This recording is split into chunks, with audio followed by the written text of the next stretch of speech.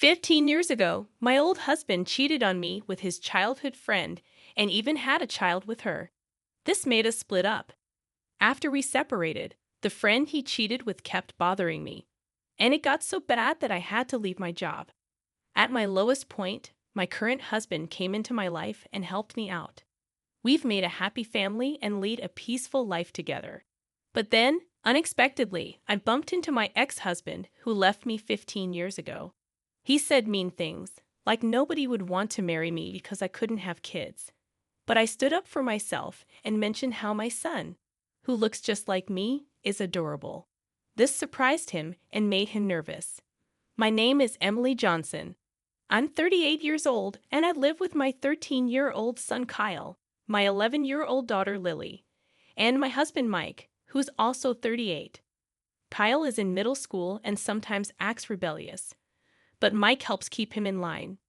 Lily loves fashion and often gets her way being the youngest. Despite the noise and chaos, we live happily together.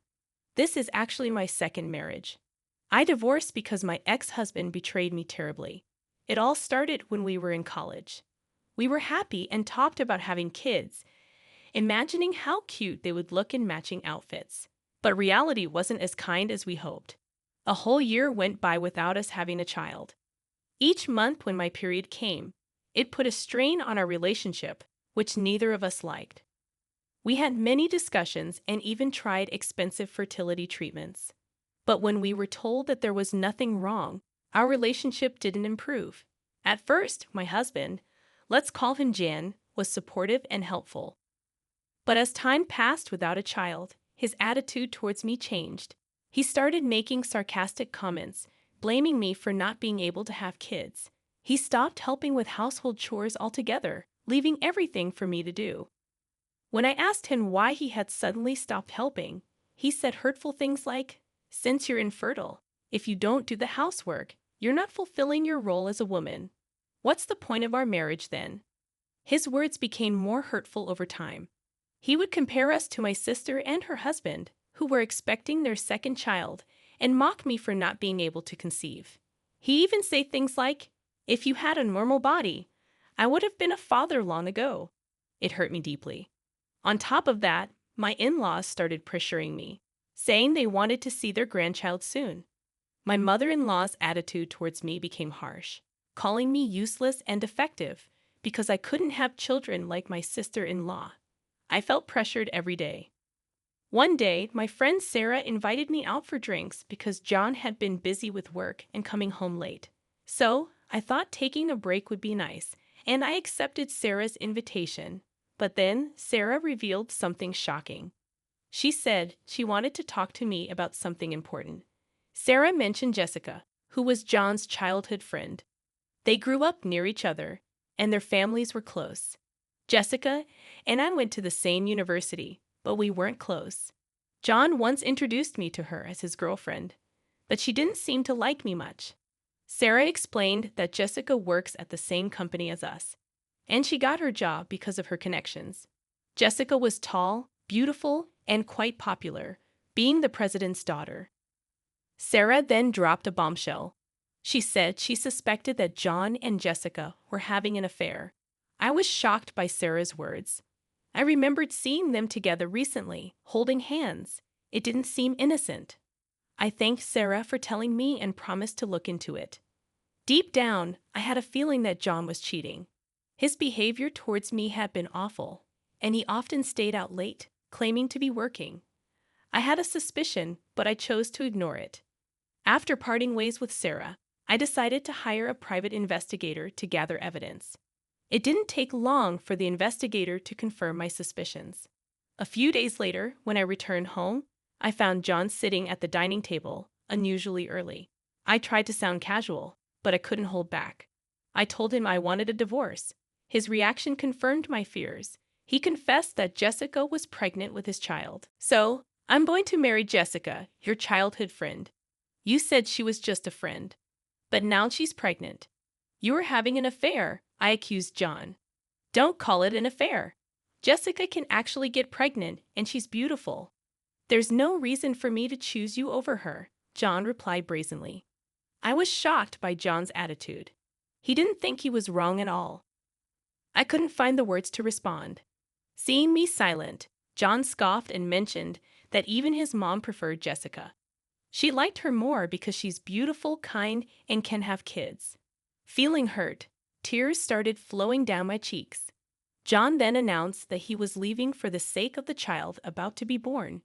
He packed his things and left without me having the energy to stop him. Later, I received divorce papers, and there was a note attached, written by Jessica, asking me to divorce her husband quickly. Those words made me realize something. Why was I being blamed for all this? I couldn't stay silent anymore. I gathered the evidence I had and filed for divorce mediation. A few days after filing, I received a call from an unknown number. It was Jessica, screaming at me, asking why I was suing them.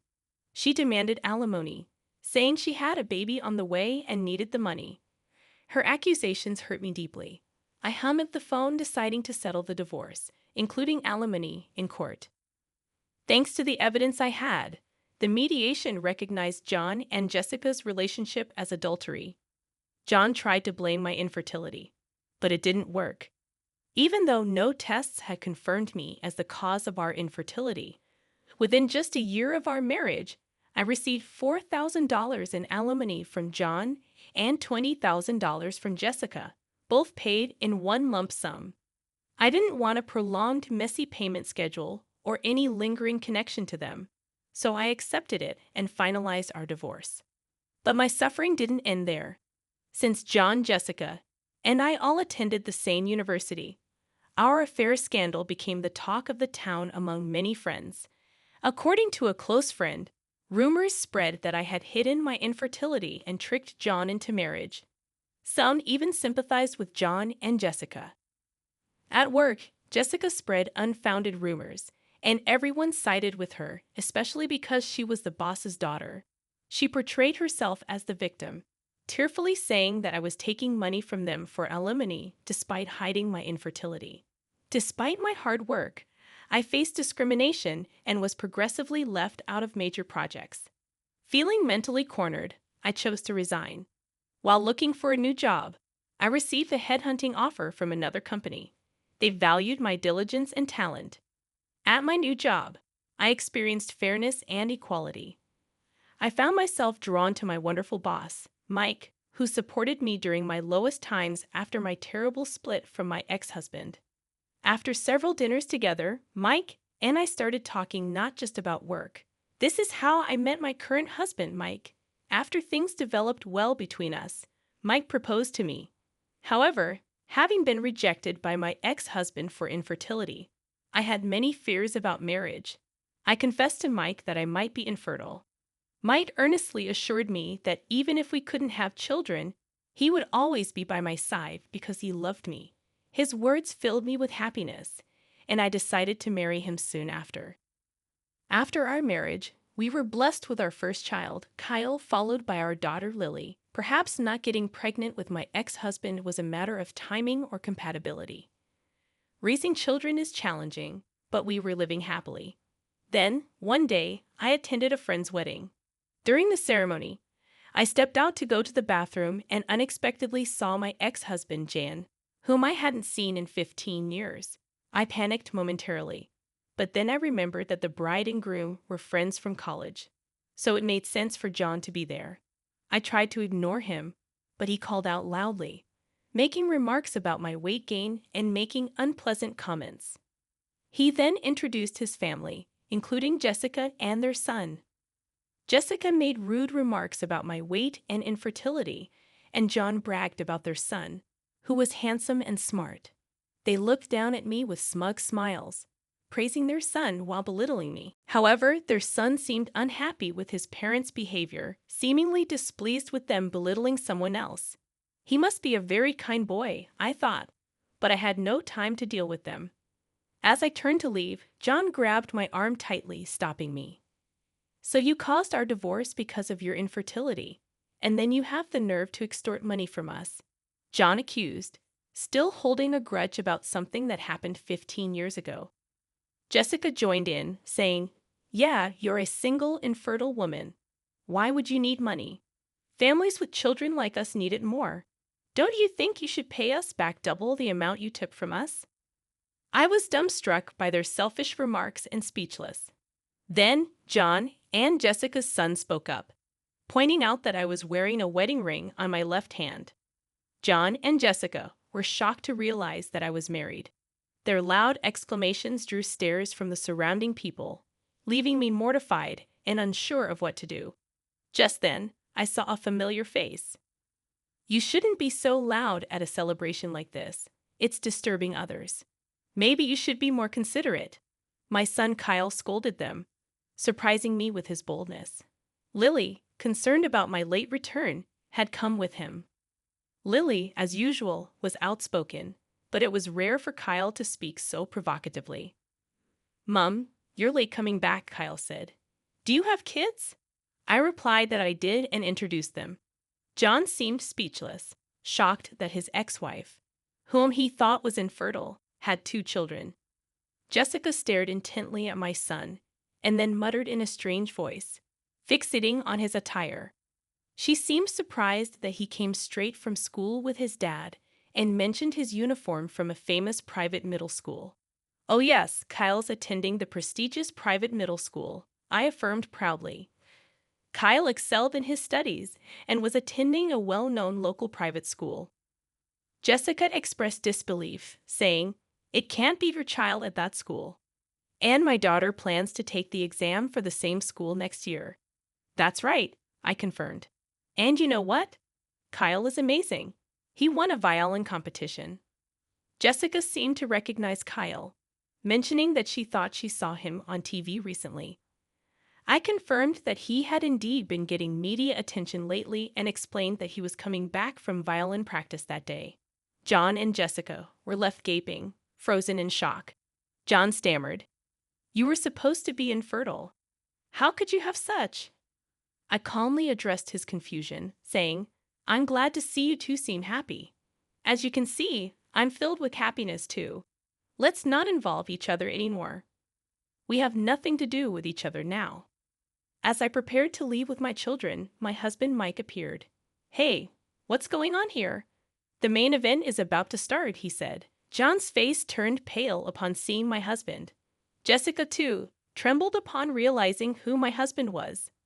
"Your husband is Smith, the young CEO of ABC Corporation, who got the job last year, right?" Jessica asked nervously. I corrected her, explaining that my husband, Mike, actually worked as the CEO of the parent company of Jessica's father's company.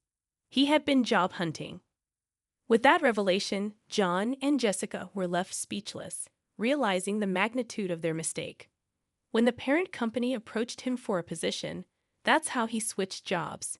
I met Mike there, a man who was already popular and skilled. Last year, he was recommended by the then CEO and took over the role. "Yeah, it's Smith, but what's with this atmosphere? What happened?" Mike looked puzzled, sensing the uneasy air. That's when Kyle spoke up. "These people were saying mean things about our mom, calling her infertile and fat. So Lily and I came to help her," Kyle explained. Kyle and Lily had overheard my ex-husband and his wife making rude comments about me, which prompted Kyle to speak up. Upon hearing Kyle's words, the word infertile seemed to click something in Mike's mind, and his expression turned grim. "I had heard rumors, but I never imagined they were this insensitive," Mike muttered. Suddenly, John started to defend himself to Mike. "No, I mean Mr. Smith. I would never say anything bad about your wife, right, Jessica? Why are you growling so much? She's just his wife, right? I was the one who got yelled at by my father and suffered a lot because you made me pay her money for our affair. I'll never forgive you." Jessica panicked, realizing the implications. "What are you saying? If he dislikes us, our subcontracting company is finished. Think about that." John quickly started to flatter Mike, realizing it was bad to be disliked by the CEO of their parent company. But Jessica, not satisfied, started arguing with him, creating a ridiculous scene. Then and Jessica's son, who had been silent, burst out, "Stop it. Listening to you both is terrible. You're saying awful things about her, calling her fat and infertile, and now demanding money back. I'm ashamed. And what about this affair? Am I a child born out of an affair? Am I unwanted? His voice cracked with tears. John and Jessica started to fumble for words, unsure how to respond. As I realized the guests were staring at us, Jessica noticed their gazes, blushed, and looked down. Although I still couldn't forgive John and Jessica, their son seemed to be a just and kind boy. He was innocent in all of this. Thinking this, I was about to comfort their son when my husband Mike spoke first. "Thank you for standing up for my wife. You really are a kind boy," he said gently, patting the boy's head. I followed with a smile, saying, "But maybe I am a bit overweight." "That's not true." "Well, actually, I'm pregnant. My belly is getting bigger," I said, stroking my belly. "I'm currently pregnant with our third child and on maternity leave." Seeing the boy with tears in his eyes, I added, "Your mom took great care of you in her belly, just like this. You're not unwanted. Your parents love you and are proud of you, right?" I looked at John and Jessica. The boy then asked them, "Really?" In a hurry, they both nodded vigorously and said, "Yeah, yeah. You're our pride and joy, absolutely. You mean everything to us." At this, the boy immediately broke into a wide smile. Feeling a sense of relief, I suggested that we remember that today was a day for celebration. With that, each family returned to their respective seats, and the turbulent scene came to a close as the wedding ended. As we were heading to the station, Jessica and John came up holding hands with their son. Kyle and Lily had been intimidating the two who had insulted me, but Mike calmed them down with a wry smile. We're sorry. We're really sorry. It's too late, but for everything before and for today, we're truly sorry. And thanks for earlier, for our son." Jessica and John apologized, their first in over 15 years. I laughed, saying, "Really, it's too late now." With that, I turned and started walking away. Kyle offered to carry my bags, and Lily draped a jacket over my shoulders. Even as children, they were considerate of my pregnancy. "All right, how about we make Dad's favorite hamburgers for dinner tonight?" I suggested to Kyle and Lily. Excitedly, they agreed, thanking me.